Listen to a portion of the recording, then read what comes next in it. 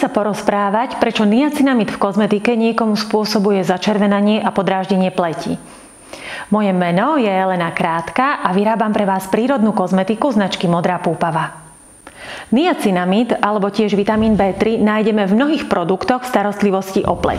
Dôvodom je, že niacinamid je vynikajúci antioxidant a pokožke prospieva mnohými spôsobmi.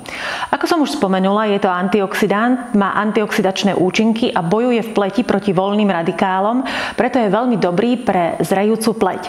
Regeneruje kožnú bariéru, vďaka čomu pokožka ostáva hydratovaná, zdravá a dobre odoláva vplyvom vonkajšieho prostredia.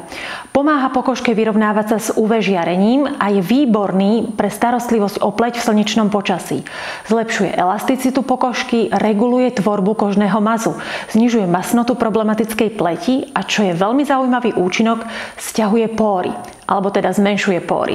Redukuje hyperpigmentácie, ale aj rôzne začervenania a fľaky po vyrážkach.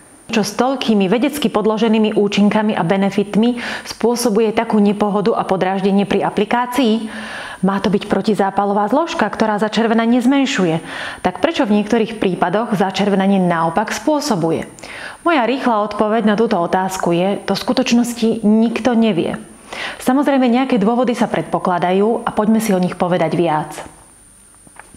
Prvým dôvodom, ako už správne tušíte, môže byť alergická reakcia na topickú aplikáciu niacinamidu na pokožku. Ale, a to ale je také veľké, táto alergia je mimoriadne vzácna a veľmi nepravdepodobná. Väčšina kožných alergií, to sú také alergické reakcie, ktoré vznikajú po kontakte nejakej zložky s pokožkou, v tomto prípade niacinamidu, vznikajú alebo vyžadujú, aby ste boli vystavení tomu niacinamidu už niekedy v minulosti a stali ste sa naň citliví, teda senzibilizovaní. Ale zvyčajne problém s niacinamidom sa prejaví už po prvej aplikácii, bez predchádzajúcej senzibilizácie v minulosti. Preto je alergická reakcia na niacinamid mimoriadne vzácna. Viac pravdepodobné je, že ste precitlivení alebo citliví na inú zložku v produkte.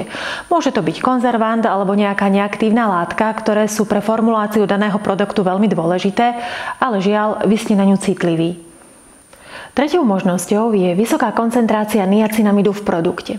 Keď si pozriete etiketu produktu, veľakrát je na nej deklarovaná príliš vysoká koncentrácia.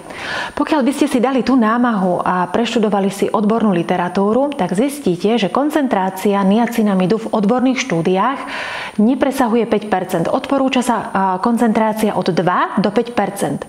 Ale bežne sú na trhu dostupné produkty, ktoré obsahujú 10, 15 aj 20% koncentráciu niacinamidu.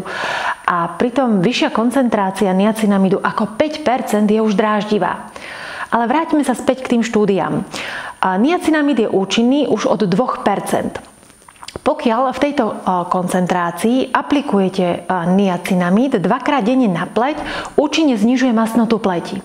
Čiže pokiaľ hľadáte takýto účinok, nenaháňajte sa po sérach so vyššou koncentráciou. Nie je to účinnejšie, je to dráždivejšie. Dokonca ani keď potrebujete znížiť hyperpigmentácie, nepotrebujete koncentráciu vyššiu ako 4%. Absolútne nie je žiaden dôvod používať vysoko koncentrované séra s niacinamidom. Veľa výrobcov nezverejňuje koncentráciu niacinamidu vo svojich produktoch. Ale platí jedno zovšeobecnenie. Tí výrobcovia, ktorí pridávajú do svojich produktov priveľa niacinamidu, snažia sa svojich zákazníkov zlákať ku kúpe a preto sa tou vysokou koncentráciou radi pochvália a na etikete si tú vysokú koncentráciu môžete prečítať. Ale vy už viete, že vyššia koncentrácia ako 5% nie je potrebná, práve naopak je skôr dráždivá. V súvislosti s koncentráciou niacinamidu by som rada upozornila aj na tzv. Kozmetické polotovary. Ide hlavne o nejaké púdre alebo prášky niacinamidové, ktoré si zákazníčky same namiešavajú pred aplikáciou na pleť. Čiže je tam nejaký návod, že na špičku noža si naberte nejaké dostatočné množstvo, zmiešajte si ho s vodou a aplikujte si ho na pleť. Ide o to, že vy keď si same naberáte ten prášok alebo púder do dlane, tak nikdy netušíte, akú máte koncentráciu toho niacinamidu, ktorý idete použiť. Či je tá koncentrácia už dostatočne vysoká, či obsahuje aspoň 2% niacinamidu, aby už účinkoval, alebo či tá koncentrácia nepresahuje odporúčaných 5% a nie je zbytočne dráždivá. Preto mimoriadne odporúčam, siahajte po už vopred naformulovaných produktoch s niacinamidom. Myslím si, že si ušetríte mnohé ťažkosti. Niekedy ale ľudia hlásia podráždenie svojej pleti aj pri nízkej koncentrácii niacinamidom. Toto je zvyčajne spôsobené samotnou formuláciou alebo teda celkovým zložením produktu. Ja viem, my výrobcovia kozmetiky to zákazníkom veľmi neuľahčujeme a preto vám skúsim vysvetliť, ako zvyčajne prebieha návrh formulácie kozmetického produktu a v tomto prípade s niacinamidom ako účinnou zložkou. Formulátor si teda musí v prvom rade uvedomiť, že niacinamid alebo vitamín B3 je vitamín, ktorý je rozpustný vo vode. Preto je vhodný ako prísada do pleťových vôd, vlasových vôd, toník, sér, ale aj krémov, pretože aj v krémoch je určitý obsah vody. Uvoľňovanie niacinamidu v kozmetickom produkte je silne závislé od obsahu vody v produkte. Čiže tá rýchlosť uvoľňovania sa lineárne zvyšuje so zvyšujúcim sa celkovým obsahom vody. Niacinamid by sa preto prednostne mal používať vo formuláciách s vysokým obsahom vody, ako sú pleťové vody, pleťové tonika, vlasové tonika, pleťové séra. Pretože práve v takýchto formuláciách je mimoriadne účinný. Uvoľní sa veľmi rýchlo do pokožky a hneď pôsobí. A práve toto rýchle uvoľňovanie a rýchle pôsobenie spôsobuje vazodilatáciu. Tá má za následok začervenanie pleti, veľké také prekrvenie v pokožke a taký pocit návalov horúčavy, pálenia a pichania.